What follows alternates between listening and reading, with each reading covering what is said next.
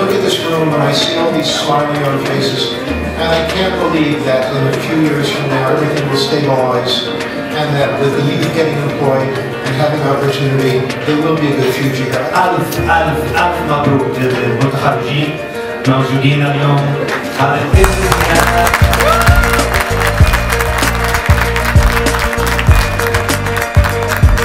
أساساً المبادرة الشراكة الأوسطية تركز على 3 أهداف، ألا وهي مجتمع تعددي ومجتمع تشاركي وأيضاً مجتمع مزدهر.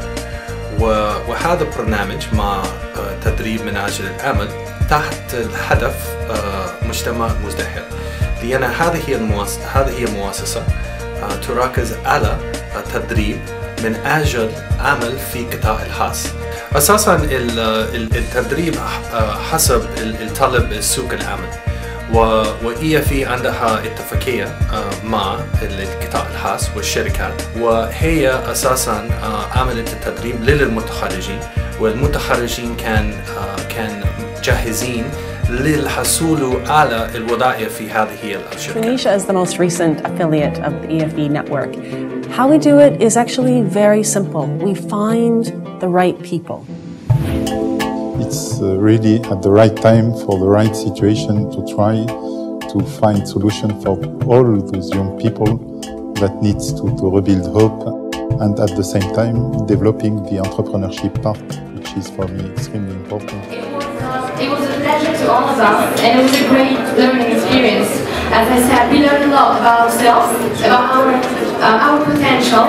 We discovered our potential, and we had also a lot of guidance as to where we can go. And I hope that a lot of other young graduates in Tunis have the same chance as we have. ونحن نتمنى في المستقبل سوف يكونوا أكثر متخرجين من هذا البرنامج، لأن هذا البرنامج أساساً يمثل رابط بين القطاع الخاص والمجتمع المدني، وعلاوة على ذلك في نتيجة ملموسة. ونحن في تونس يعني نمول أكثر من 12 مشروع في سنة.